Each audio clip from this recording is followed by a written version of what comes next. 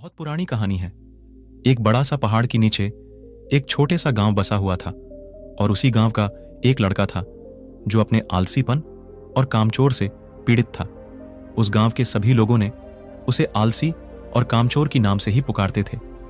वह लड़का पूरा दिन गांव के पीछे एक पेड़ में बैठा रहता और बैठे बैठे अपने आने वाला भविष्य के बारे में अच्छे अच्छे सपने देखता रहता। वह लड़के का दिन ऐसे ही आलसी में गुजर रहे थे। अचानक एक दिन उस गांव में एक बुद्ध भिक्षुक आए और वह बुद्ध भिक्षुक अगले 3 दिनों तक उसी गांव में रहने वाले थे। बुद्ध भिक्षु सारा दिन उसी गांव में भिक्षा मांगते थे और गांव के लोगों को अच्छा अच्छा उपदेश देते थे। और जब रात होता था तब गांव के पास में एक बुद्ध मठ में विश्राम करते थे। बुद्ध भिक्षु लगातार 2 दिन वह लड़के को उसी पेड़ के नीचे उसी हालत में देखा। यह देखने के बाद बुद्ध भिक्षु समझ गए थे कि वह लड़का मानसिक आलसी का गोलम बन चुका है। तीसरे दिन जब बुद्ध भिक्षु गांव से भिक्षा मांगकर जब वापस बुद्ध मठ में लौट रहे थे तब बुद्ध भिक्षु ने देखा कि वह लड़का अभी भी उसी पेड़ के नीचे बैठा हुआ है। और यह देखने के बाद बुद्ध भिक्षु से रहा नहीं गया। वह तुरंत उस लड़के के पास गया।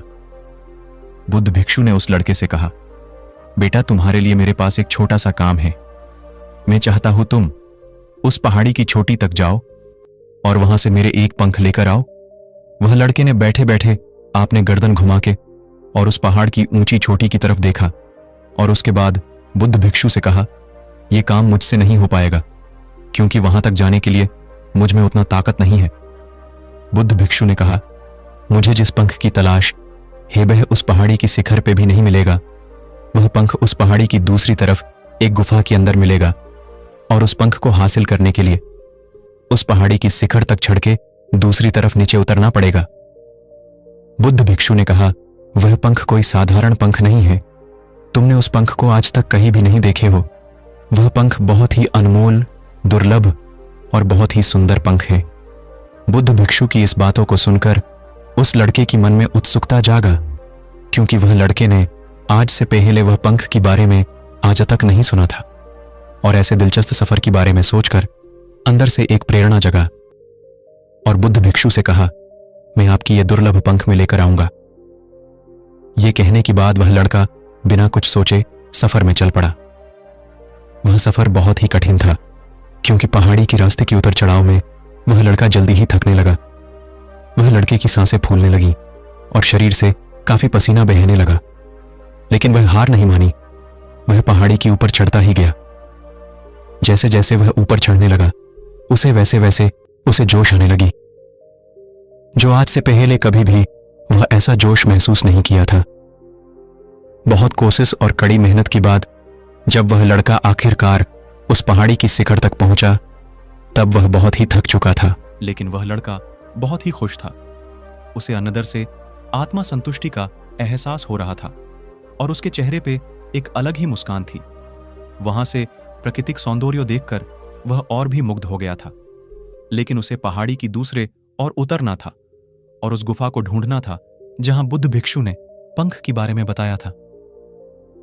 नीचे उतरना और भी ज्यादा कठिन था क्योंकि नीचे की तरफ ढालान ज्यादा खड़ी थी। पहाड़ी में चढ़ने की वक्त वह लड़का बहुत बार लड़खड़ाया और गिरा भी था, इसलिए उसके के अंदर एक डर भी था। लेकिन वह बुद्ध भिक्षु को पंख लाने की वादा जो किया था, इसकी वजह से बहुत कोशिश और कड़ी मेहनत के बाद आखिर वह उस गुफा में पहुंच ही गया। जब वह गुफा में पहुंचा तो देखा कि वह पंख गुफा के अंदर ही पड़ा हुआ है, जो गुफा में आ रहा रोशनी से चमक रहा था। वह पंख को आपने हाथों में लिया और पंख की सुंदरता को देखकर आश्चर्य हो गया क्योंकि वह ऐसा पंख आज तक नहीं देखा था।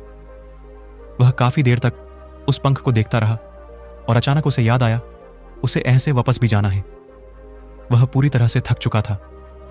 वह सोच में पड़ गया कि वह फिर से उस पहाड़ पर कैसे चढ़ेगा और ये पंख बुद्ध भिक्षु तक कैसे पहुंचाएगा। एक पल के लिए वह बहुत ही उदास और हार मान लिया था, लेकिन उसे वह आत्मविश्वास और गर्व की भावनाएं याद आ गया जो वह पहाड़ी की शिखर पर महसूस की थी। उसे एहसास हुआ कि उसे दोबारा यह सफर करने की ताकत और मनोबल है। वह पंख लेकर दोबारा पहाड़ी पर चढ़ने लगा। उसे बहुत तकलीफ हो रहा था। उसका पूरा शरीर की मांसपेशियों में दर्द हो रहा था। पैर कांप रहा था, सांसें फूल रहा था। वह कई बार लड़खड़ा के गिर भी पड़ा, लेकिन उसने हिम्मत और आत्मविश्वास से आगे चल पड़ा और वह हार नहीं मानी। बहुत कोशिश और कड़ी मेहनत के बाद जब वह बुद्ध भिक्षुक के पास पहुंचा और हाथों में उस पंख को रखा तो उसको बहुत ही खुशी हुआ। उसे संतुष्टि था कि वह आज आलसी को खत्म करके एक महत्वपूर्ण काम करके दिखाया। उसकी चेहरे रौनक और खुशी देखकर बुद्ध भिक्षु ने कहा, मैं तुम्हारी सफलता में बहुत ही खुश हूं। आज तुम्हारे तुम्हारी जीवन का एक बहुत ही महत्वपूर्ण सीखा है और आलसी बहुत बुरी चीज है जिसे स्वीकार करना नहीं चाहिए। आलसी एक आदत है जो इंसान की मानसिकता को ऊपर हावी था है, उसे दूर करना होगा। आलसी जीवन की सफलता पाने की सबसे बड़ा बाधा है जो तुम्हें यह तोड़कर तुम्हें एक पहला कदम उठाना ही पड़ेगा। आपने उद्देश्य की और चलना ही पड़ेगा, और तब तक चलना पड़ेगा जब तक तुम अपने लक्ष्य को पूरा नहीं कर लेते। लड़के ने बुद्ध भिक्षु की बात की गहराई और महत्व को समझते हुए हां में आपने सिर हिला दिया। उसे आज एहसास हुआ कि उसे हमेशा से ही कठिन और महान चीजों को करने में सक्षम था, लेकिन उसकी आलसी मानसिकता ने उसे रोक रखा था। अब उसे अच्छी तरह से पता चल गया था कि दुनिया की कोई भी कठिन कामों को करने के लिए उसकी पास ताकत और मानसिक दृढ़ संकल्प है। उसके बाद बुद्ध भिक्षु ने वह लड़के को आशीर्वाद दिया और वह गांव से चले गए। ये कहानी से हमें यह सीख मिलती है कि जब हमें कोई काम असंभव लगता है और अपने लक्ष्य को हासिल करने के लिए जब हम खुद आगे बढ़ते हैं, तब हम अपने अंदर एक ऐसी ताकत और आत्मविश्वास की खोज करते हैं जिसके बारे में हमें पहले से कभी भी पता नहीं था। आलस से छुटकारा पाने के लिए हमें खुद को चुनौती देनी चाहिए और बड़े बड़े महत्वपूर्ण लक्ष्य बनाना चाहिए। चाहे वह लक्ष्य कठिन क्यों ना हो, हमें हमेशा आगे बढ़ना चाहिए और असफलता की सामना करने के लिए आपने को अंदर से और भी मजबूत होना चाहिए।